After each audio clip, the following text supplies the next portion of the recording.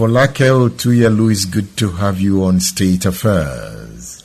Thank you, Edmond Obilo. How is America today? Oh, for today, America is not on the good side because of the COVID-19 pandemic. It's really ravaging the country as we are, especially some few states. They are not having good times at this period. Things are not really okay. The pandemic is, in fact, it's as if it's getting beyond control. We are talking about more than 25,000 dead. It is scary. Exactly. It is scary. It is scary.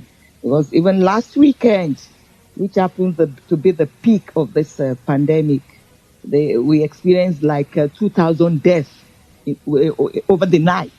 When I say 2,000 deaths, I'm talking of 2 states alone, just 2 states. How are you keeping safe? One good thing about this place is that we are really maintaining the social distance. The social distances is so compulsory. Even when you are in the public bus, you don't have 2 on the seats. There are this social distances of 6 feet. And it's all over the places, including malls. Even when you go to grocery stores, now even the malls, before you can go into the malls, like the big malls that you see people just walking as they like. Now you see people at the gate, the security will be at the gate, counting the number of people inside. And it's when they're coming out that they allow new ones to go into the mall. And this is really helping. And with the use of the gloves, the PPE, which are the personal protective equipments, that it's compulsory that you must have it on when you're going out or when you are in the public. So I think with the help of things like this, it's helping out. The United States is going through hard times. Really hard times. I feel for them.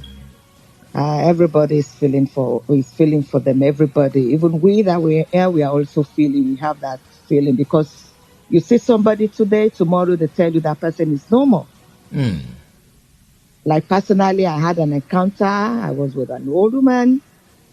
I was with her in the morning, and I saw the way she was doing. I think I was not comfortable anymore.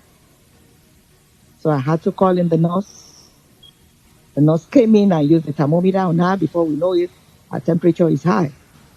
And the next thing is just to call for the ambulance. And by the time the EMT vehicle came in, they took her away. And less than 2 hours, the report I had was that she's gone. Oh. I felt so bad. And, somebody you just saw, not even up to a day, less than 3 hours. And the next thing you had is that she's gone. So it's that bad. It's that bad. It's that bad. Everybody's believing on God now to just save the situation. This is a United States you left Nigeria for. Exactly. Has it been good times for you? At least I have the security. I have the security that I can move on the street without being afraid that somebody is going to harm me or somebody is about to attack me. Before I left, I can't sleep with my eyes closed anymore. It got to a point that I had to leave my house. I left. I ran away. Who were those chasing you? Edmond, I don't even know how to put it. I don't know how to put it. Maybe those people that are not comfortable with the news I read. If I would say the politicians and the Islamic sect. I don't know, maybe you remember there was a time the Islamic sect, they came with placards and said the way I read their news, seems I'm rubbishing their religion, things like that. But what these people don't know is that the news is not made by Folake. Folake is not a news editor. Folake is just reading what she saw or what she sees in the newspaper. It's not for her to add or remove. Just as it is, That is what Folake is doing. But many don't believe that. I don't know. Maybe we still have to enlighten our society more on that. But some would say that as you read the stories on the program, Yes. Tifuntedo, you gave it your Yes. own reading. You gave it I never do somewhat simple interpretations to suit the stage. I never do that. But one thing about the Yoruba, the language that I use, is that Yoruba language is so rich. Yoruba language is very rich. And we have this proverbial words that we use to qualify things, which are very, very rich. And, you know, at times you might not even say it, but just use the proverb. And the proverb, when you're saying the proverb, it could mean different meaning to a particular word. And people may not even, you know, the same news the English people will read is the same news that Tifuntedo will read. But people will have a different meaning because you are able to explain more to them.